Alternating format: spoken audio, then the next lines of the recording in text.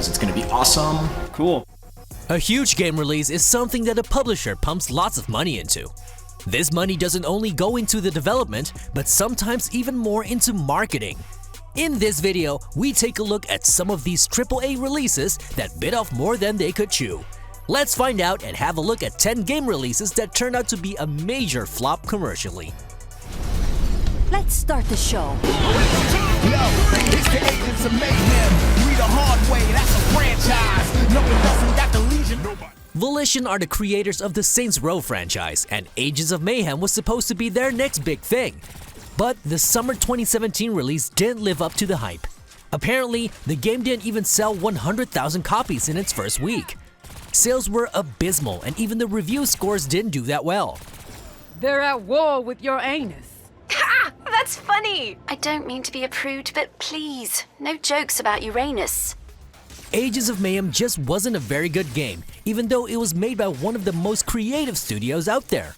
It was one of those generic games that never really appealed to anybody, anywhere, ever. It's the Agents of Mayhem. If you got the bills and time to Prince of Mayhem, you only blowing up for real. No chill, cause shit.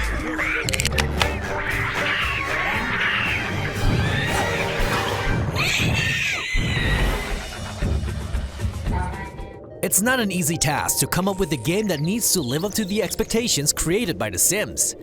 Instead of simulating a household, Spore aimed at simulating life and evolution. According to reports, the game sold 2 million copies, even though only 1 million have been confirmed. The game was met with lots of criticism both on its gameplay and on strict DRM protection.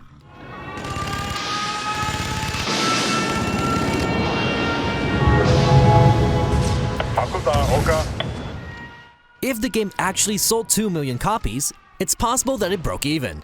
But EA doesn't make games to break even. Spore was a huge commercial failure and really didn't live up to the expectations. Many companies would be happy with 2 million sold, but Spore most certainly flopped.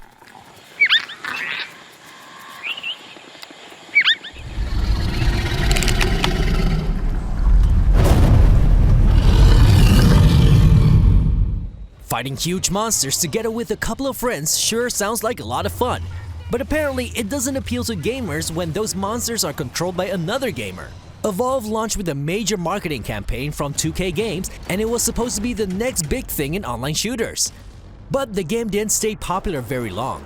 Go on, find the monster.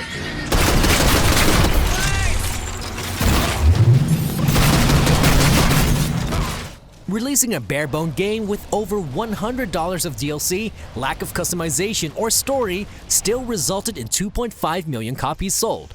But players abandoned the game after a few weeks. Even moving to a free-to-play business model couldn't attract new gamers. It all started so promising but fell short in the end.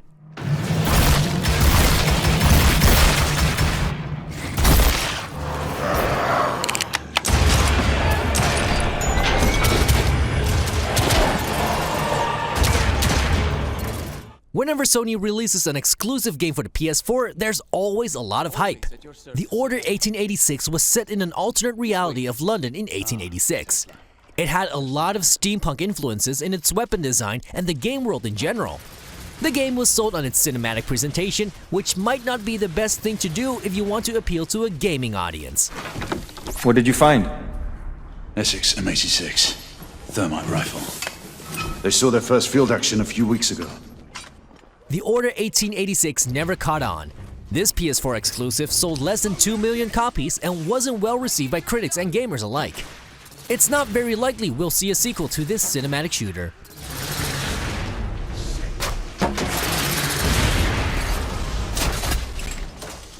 Join Cliff Bleszinski and the team at Bosky Productions and get the absolute latest on LawBreakers in our studio update. Cliff Bleszinski is one of the biggest game developers out there. He is the godfather of Unreal Tournament and Gears of War, so no wonder we were all hyped about LawBreakers. But this gravity-defying online shooter was pulled back to earth immediately after its release. At launch night, only 3,000 gamers were playing online on Steam, which quickly dropped to 1,000 in the days after.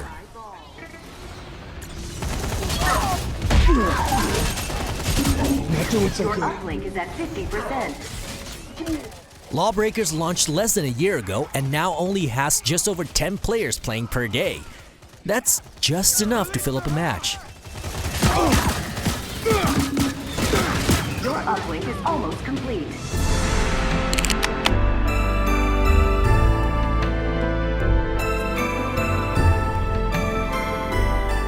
We have very fond memories of Shenmue, but unfortunately it also belongs on this list.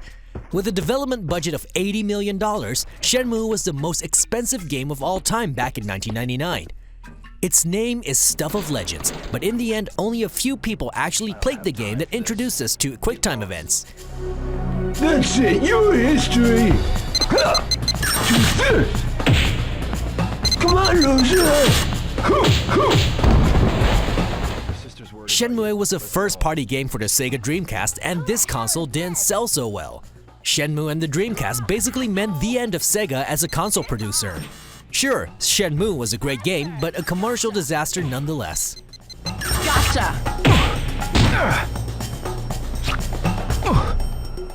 What a wimp! Entering Corneria's orbit. It's been too long. Nintendo's Wii U wasn't the most popular console the Japanese company ever made. It was hard to live up to the expectations set by the worldwide success of the Nintendo Wii. But Nintendo's first-party products always do well. Or that's what everyone thought until Star Fox Zero happened. This was the long-awaited return of a legendary franchise that once started on the Super Nintendo. Allow me to lead. The game was supposed to utilize the gamepad tablet in unique ways, but in the end, the weird control scheme became a burden. Aiming on the tablet wasn't ideal, and then we aren't even mentioning motion controls. It just wasn't comfortable or intuitive. No wonder Star Fox Zero flopped.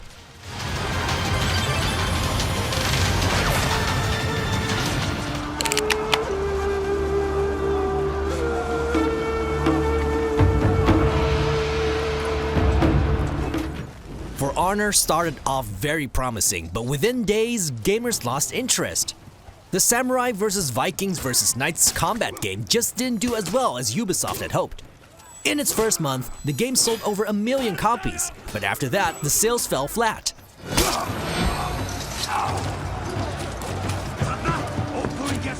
Its servers started to lose players on a daily basis, and only a few thousand players per day dive into the game nowadays. Ubisoft was hoping for a revival like Rainbow Six Siege, but lightning never strikes twice. We never really got into For Honor, but perhaps that's because we just sucked at it.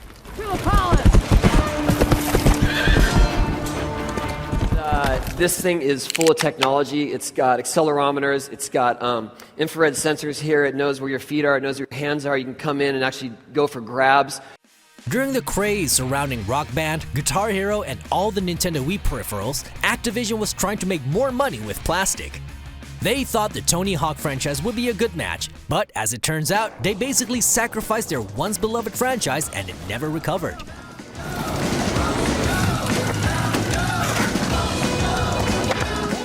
Tony Hawk Ride and its sequel Shred both had a skateboard controller with sensors.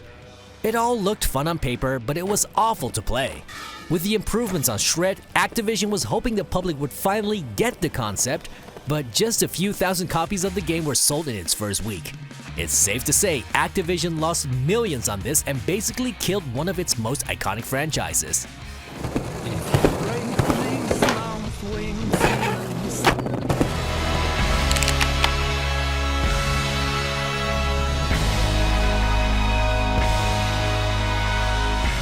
We end this list with another game from 2K. Battleborn was a new game made by the creators of Borderlands. There was quite some hype surrounding the game. However, this character-driven online shooter launched around the same time as Overwatch.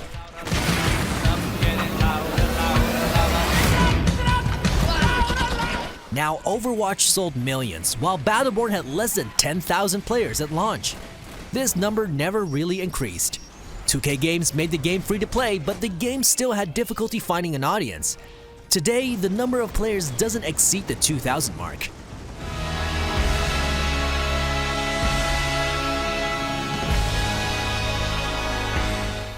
And And there you have it, 10 huge games that turned out to be a commercial flop. Did you ever buy a game you were totally hyped about, but turned out to be a major disappointment? Let us know in the comments on zoomingames.com or connect with us on social media. You can find us on Twitter, Facebook, and of course Instagram. See you next time on Zoomin Games. So everybody, we just want to say thank you. Thank you so much for playing in the alpha. We're going to take your feedback, we're going to iterate on the game, and we're definitely going to keep you posted on how things are shaping up. Yes, thank you for all your support.